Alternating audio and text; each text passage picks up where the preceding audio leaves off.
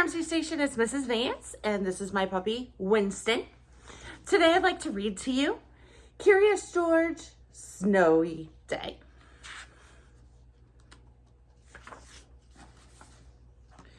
George woke up to a wonderful surprise. It had snowed all night. George was curious about all that clean, white snow. Maybe he could build something out of it. "You go outside, George," said the man in the yellow hat. "I'll make us some cocoa for later." This was going to be the perfect day. George went out to play. Uh-oh, he sank right into the fluffy powder.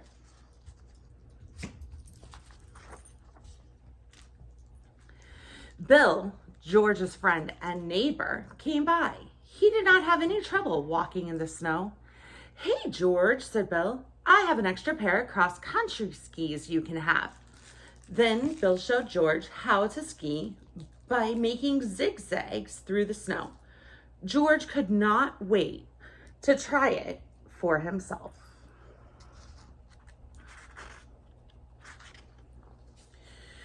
With skis, George could stay on top of the snow, and he followed Bill uphill.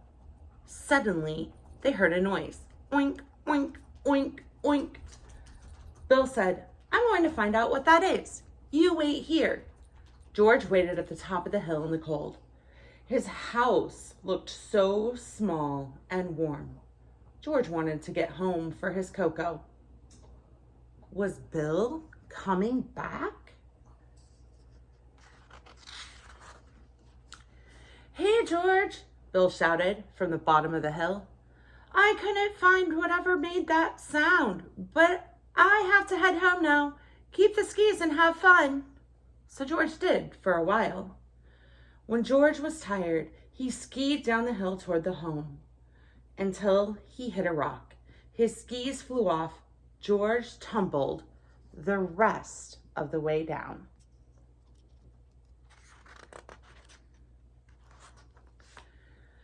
George picked himself up at the bottom of the hill. What would he do now? He spotted two children pulling a sled. They were walking on the snow, but they did not have skis. How did they do it? It had to be those wide, flat shoes they wore. "Vinny, I think he likes our snowshoes," the girl said. Vinny nodded. "Vicky and I live on the other side of the hill," said Vinny. "If you come home with us, we'll lend you our snowshoes so you can get home too. Climb aboard the sled."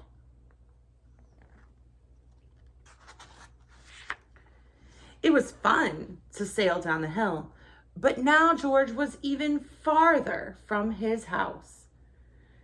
"Here you go, monkey," Vicky said. She gave George her snowshoes and climbed on the sled. "Bye, monkey. Good luck." George began his long journey home. He was cold and tired, and climbing up the hill was hard work. He thought of a nice steaming cup of cocoa, and that kept him going. Oink! George looked up. There was that noise again. He decided to follow it.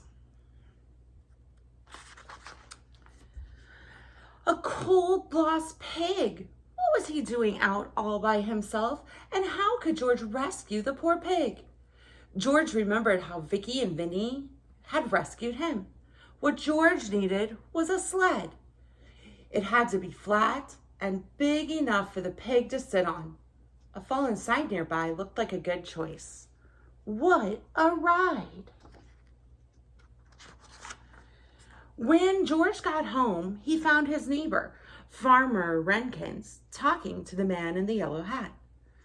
"Thanks for bringing my pig home, George," the farmer said. "He got out last night before it snowed." "Good work, George," said the man in the yellow hat. "There's some cocoa waiting for you inside." That was exactly what George hoped to hear. Skiing, snowshoeing, sledding, and now cocoa, it had been the perfect snowy day.